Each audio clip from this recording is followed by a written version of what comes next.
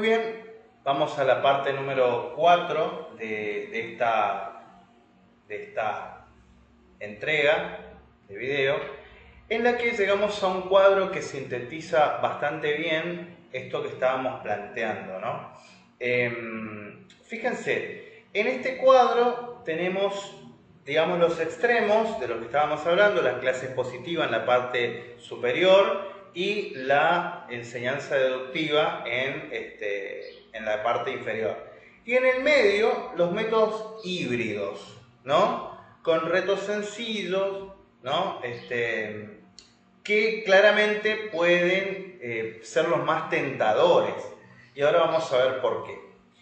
Vamos a leer un poquito la clase expositiva, la enseñanza temática tradicional, deductiva. Eso de enseñanza temática es algo muy importante, porque si bien nosotros aquí no estamos hablando exclusivamente en lo que toca a una clase y la estrategia que utilizamos durante una clase en particular, ¿no? Como parte de los momentos de una sola clase, pero sí que eso en algún punto toca a la cuestión global, ¿sí? A la cuestión global.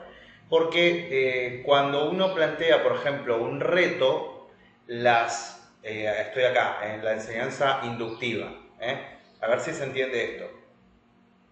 Cuando se trata de una enseñanza temática, ¿sí? Por lo general las enseñanzas temáticas son mucho más ordenadas. ¿En qué sentido? En que como voy por temas en las unidades curriculares, por ejemplo, ¿no? que tenemos en el instituto donde trabajo, en las unidades curriculares, que están organizadas temáticamente, es muy claro cómo se desarrolla el programa, ¿no? El programa de contenidos de la materia.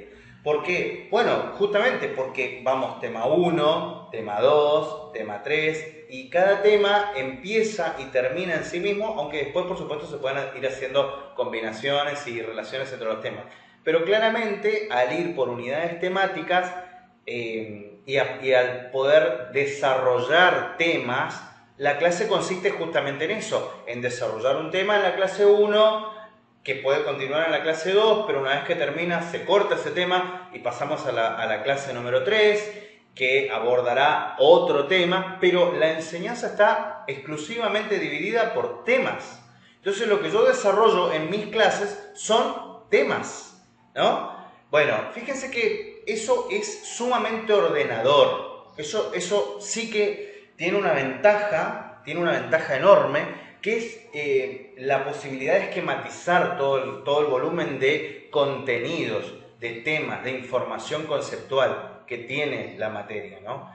Entonces sí que tiene una ventaja, que es que todo ese volumen de información lo podés organizar temáticamente y eso te viene bárbaro, te viene fantástico. ¿Qué pasa? ¿Qué pasa? ¿Qué pasa?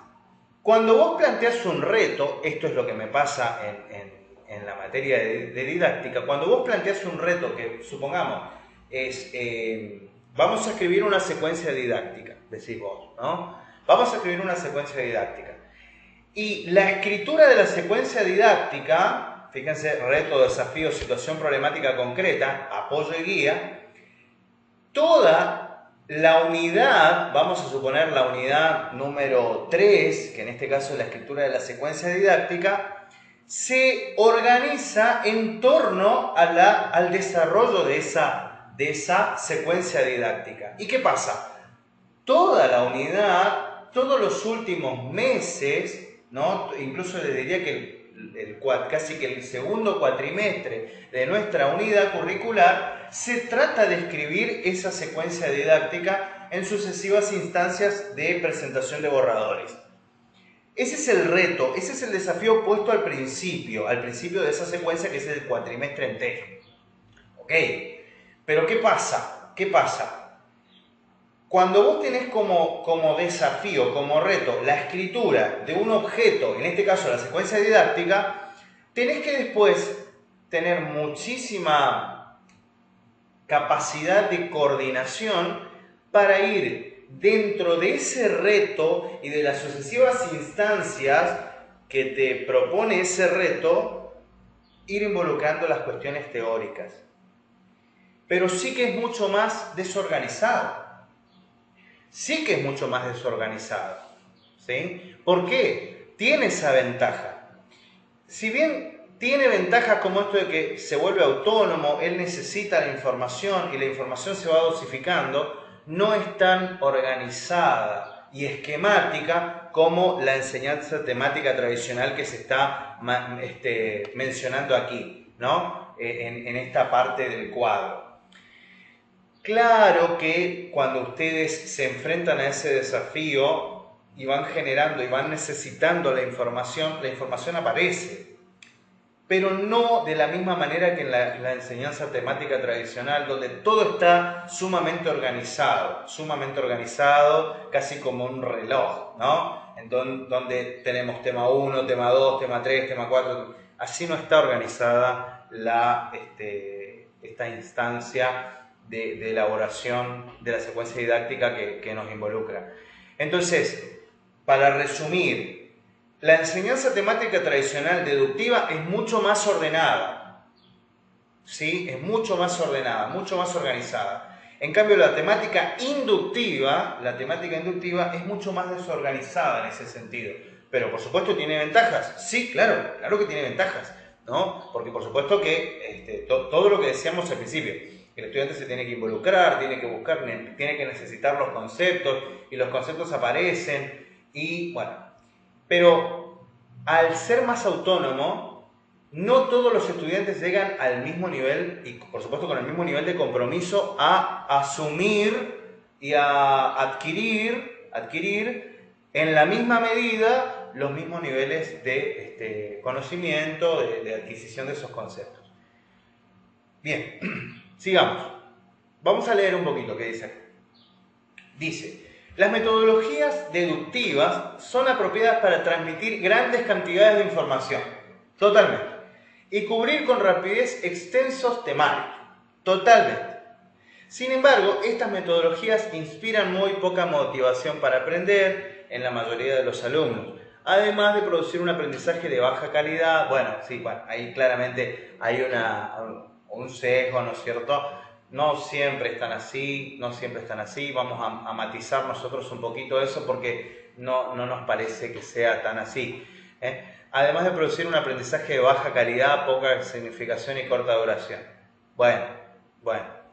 Se dice que las metodologías deductivas son ideales para aprender muchas cosas superficialmente y olvidarlas con rapidez. Bueno, sí, ahí hay un sesgo claramente. Las metodologías deductivas no motivan eficazmente a la mayoría de los alumnos porque estos tienen que aprender sin saber para qué les podrá servir lo enseñado. Bueno, el alumno se acostumbra a un rol pasivo y a aprender siguiendo instrucciones de su profesor, que es quien toma las decisiones sobre lo que se debe hacer, lo que debe ser aprendido y cómo. Bueno, sí, yo no creo que sea tan así, ¿no es cierto? Me parece que sigue en el extremo opuesto, pero bueno, sí que con todo lo que estuvimos explicando, me parece que se puede matizar todas esas afirmaciones, hay que ponerles un matiz, hay que ponerles una gran comilla, ¿no? Porque me parece que no es completamente así, ¿eh? Bien.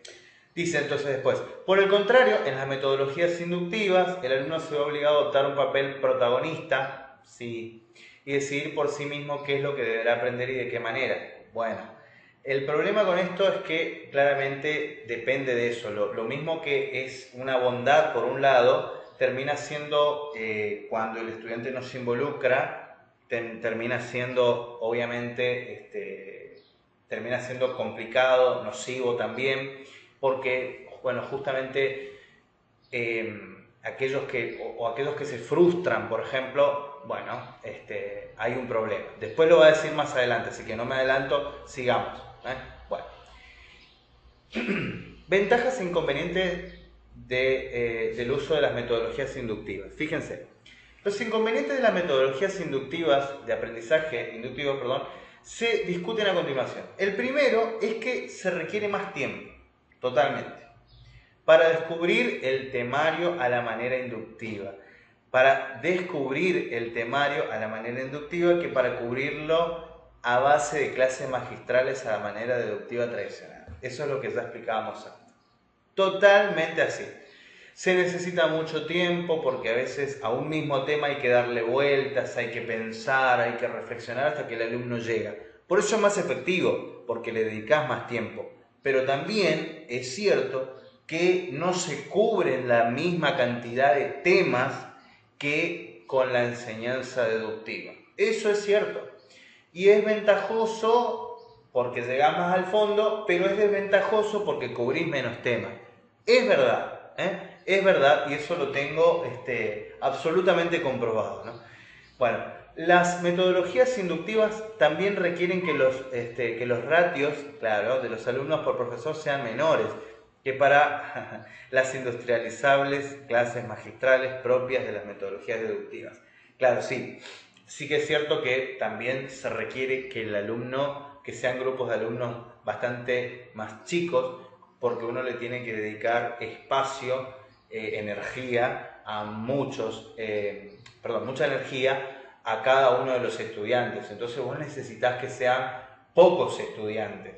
Yo estoy planteando una clase en el caso de didáctica para 13 alumnos, 14 alumnos, en donde me puedo dedicar con cierto tiempo al trabajo profundo con cada alumno, tratando de hacer asistencia, y aún así no siempre llego a atender a todos con el mismo nivel de profundidad, por supuesto, ¿no?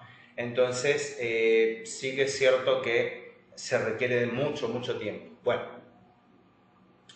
y esto de industrializables clases magistrales, sí se entiende que también las clases magistrales pueden ser más masivas, ¿no? Porque con una clase magistral en la que vos en algún punto la das para mucha gente, sos vos el que habla y no te podés preocupar individualmente en una clase magistral, pensada de la manera tradicional, de si todos están entendiendo con el mismo nivel de profundidad. Entonces en la clase magistral estás todo concentrado en tu conocimiento, en lo que vos tenés que hacer, en tu estrategia, en tu capacidad para sostener la atención, etc. Pero bueno, sí que se puede llevar más lejos, ¿eh? Sí que se puede llevar más lejos. Bueno, entonces, por último, el principal inconveniente de las metodologías inductivas es que exigen mayor trabajo de los estudiantes y los profesores. Sí, señor. Se exige mucho trabajo por parte del estudiante y también por parte del profesor. Y por ello no son apreciadas por aquellos individuos menos dispuestos a esforzarse, ya que estos alumnos son los más baguettes y los más baguettes de los profesores. Sí, bueno. Además de este desliz que tuvo acá Prieto, claramente sí que se exige muchísimo por parte de los estudiantes. Otro inconveniente es de la estrategia de transferir más responsabilidad y protagonismo al alumno sobre su aprendizaje, es que éste puede quedar ocasionalmente bloqueado, sí, ante las dificultades, siendo incapaz de salir de esa situación por sí mismo. Sí, es verdad. Pasa que muchos estudiantes te dicen, profe, pero yo esto no lo sé hacer, no lo puedo hacer, estoy bloqueado, acá me quedé, ¿no? Bueno, este problema se solventa de varias maneras. La primera, adecuando la dificultad de los retos al nivel de los alumnos. Bueno, sí, eso no siempre se puede hacer porque como sabemos, en la escuela secundaria sobre todo son muchísimos alumnos. Estamos hablando de un promedio de 30 alumnos por cada promedio general, ¿no? Por lo menos acá en Resistencia.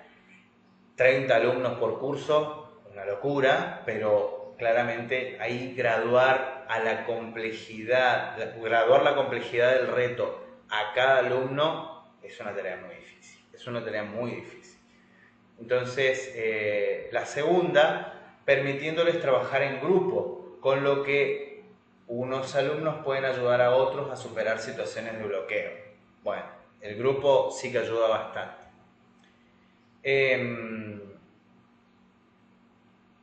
Sí, vayamos aquí. Pero hasta acá creo que vamos a dejar esta parte y seguimos después.